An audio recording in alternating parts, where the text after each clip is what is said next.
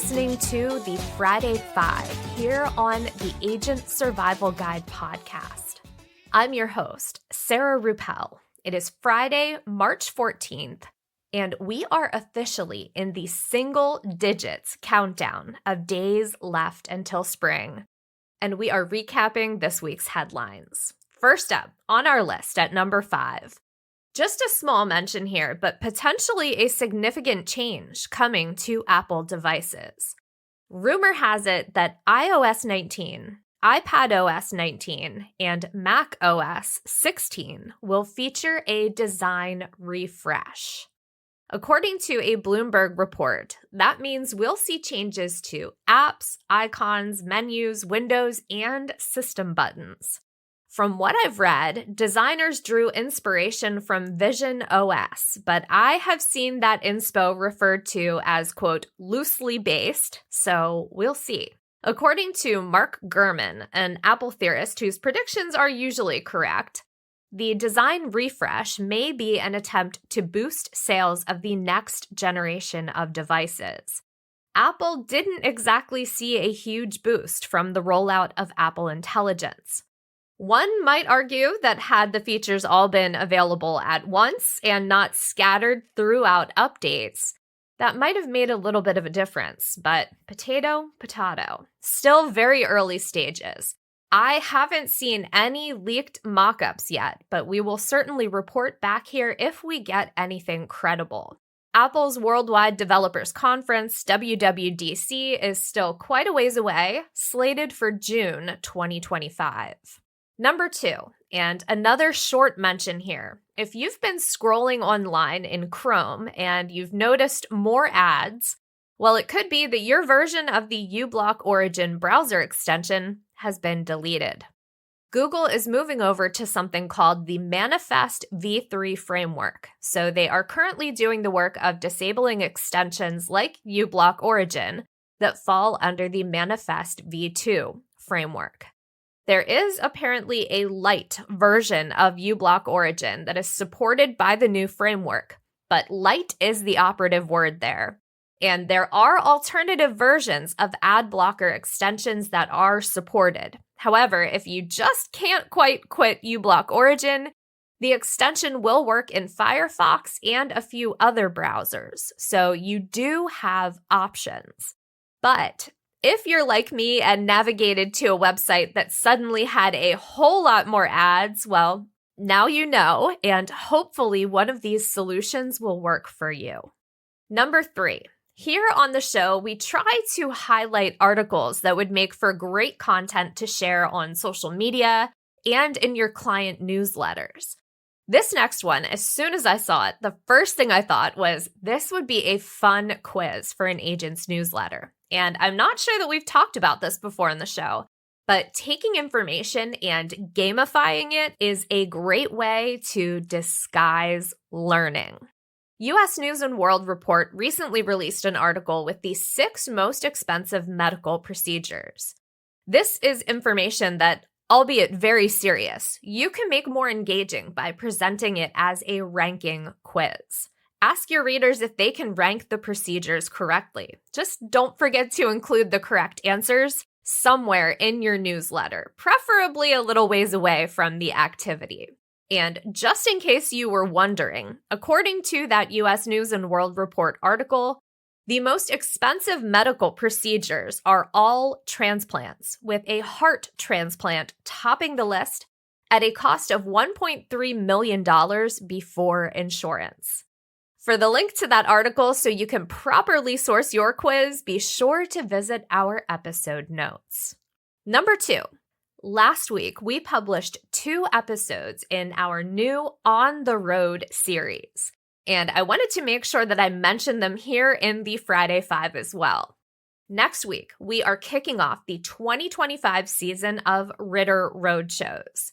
These events are held by our staff at locations across the country, some of which sound very cool, but the idea is that we're trying to create a small event where you can meet your local reps, get to know other agents in the area, and learn some valuable sales and marketing tips while you're there. Jason Myers recently sat down to chat about his upcoming events. So I thought we'd play a portion of that conversation here to give agents an idea of what to expect at large from events like these. And these are informal gatherings, so in addition to diversification of product, we'll have a diverse array of appetizers, drink options. We have 2 roadshows coming up specifically. I can give you information on that if you wish. Okay, yeah, sure, hit me. So the 2 that are coming up fairly quickly, the first one is March 17th. That's a Monday. That will be held in Southern California in San Diego. And if you're familiar with the San Diego market, it's at the Blanco Cocina and Cantina in Fashion Valley, which is right off I-8 in Mission Valley. And we did that last year at the Blanco. It's on the second level of the Fashion Valley Shopping Center. And typically in San Diego, we have beautiful weather. That will be held at the Blanco from 2:30 to 5 p.m. on Monday, March 17th. So if you could join us there, we'll be sending out invites shortly for that event. Okay. The second happy hour that we're really looking forward to will be April 15th. That's tax day on a Tuesday. So file early and show up to the Putt Shack. And that is in Scottsdale. So that's in the Metro Phoenix area in Arizona. That's right near Scottsdale Airport. If you've attended the Waste Management Phoenix Open or any events up there off Pima Road or the 101, Putt Shack is a new concept. It's sort of an indoor golf, drinks, appetizers, lots of fun things to do, activities. And again, that'll be April 15th from 11 a.m. to 2:30 p.m. in Scottsdale, Arizona. All righty. And that's where you used to be based out of a couple years ago. Isn't that correct? Yeah, so I'm the founding director. We kicked off the West Territory for Ritter in our Scottsdale office way back in 2014. Now I'm back and forth between California and Arizona, continuously meeting with agents. And we've really built out the Southern California market as well as the Bay Area, Sacramento, and even as far north as Redding, California. So lots of opportunity here. Nice, nice. Well, from Redding, Pennsylvania to Redding, California, you know, coast to coast, we have it covered. We will be adding more on-the-road episodes over the course of the next few weeks. And if you'd like to see the full list of Ritter Roadshows, maybe you'd like to check and see if there's one coming your way, you can do that at ritterim.com/roadshows. We will also have that page linked in our episode notes. And now for our top story this week. On Monday, the Centers for Medicare and Medicaid Services announced a proposed rule that would change quite a few things previously announced in the Marketplace 2026 final rule. And I do have to hand it to whoever put the fact sheet together. There are a lot of takeaways listed in the second paragraph. I won't read the whole thing here because not all of them are takeaways for agents, but there are a few that agents should know. On Tuesday this week, Danica Stover, our under 65 health manager, sent her notes and highlights. So shout out to her. She is fantastic with sending info like this over, and we really appreciate her depth of knowledge of the ACA marketplace. Before we get started, just want to mention that these proposed requirements would go into effect for the 2026 ACA open enrollment period. First up, stronger income eligibility verification processes and limited extensions on income data matching issues. CMS presented some research into how effective those extensions have been and called for comments and suggestions before they published their final rule.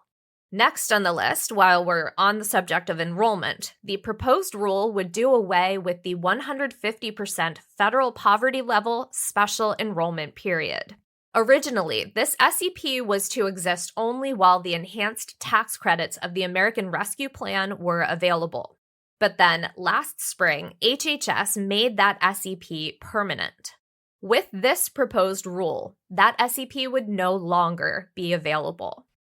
Third thing on the list, this one applies to members receiving advanced premium tax credits who are automatically re-enrolled in a plan.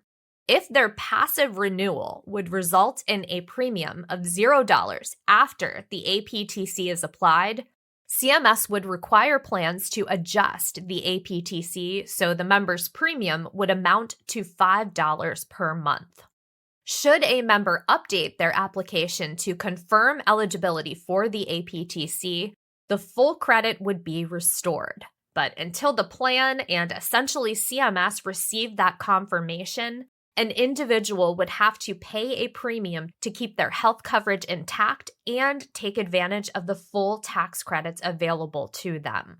Next up, an amendment to the definition of lawfully present to exclude DACA recipients from marketplace coverage, essentially reverting to the previous definition. And then the last change I'll mention here, arguably the most impactful on agents who sell both ACA and Medicare, reverting the ACA open enrollment period to its original time frame, beginning on November 1st and ending on November 15th.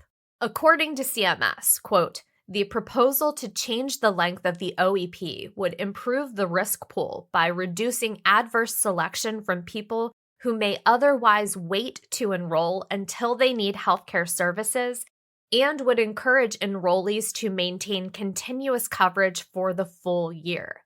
We also anticipate this would lower premiums, end quote. Lower premiums would certainly be good, considering that projections in a study from the Commonwealth Fund showed premiums increasing between $387 and $2,914, depending on where an individual's annual income falls compared to the federal poverty level. We linked to that study in last week's episode, and we'll have a few of those same resources linked this week just in case you missed it.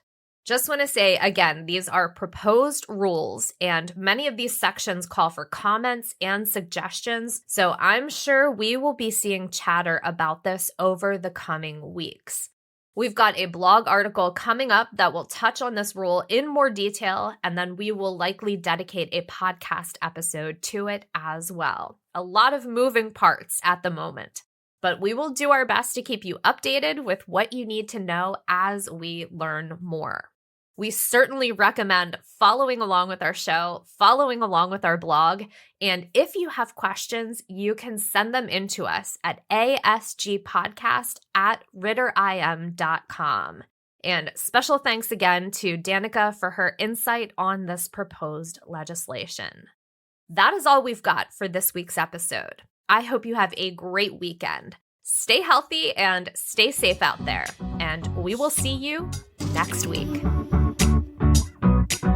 The Agent Survival Guide podcast is a production of Ritter Insurance Marketing, an integrity company. This episode was written and produced by me, Sarah Ruppel. Script editing and fact check by Emily Markovic. Podcast design by Urban Rivera. Artwork by Vivian Zhao. Follow along with us wherever you like to listen.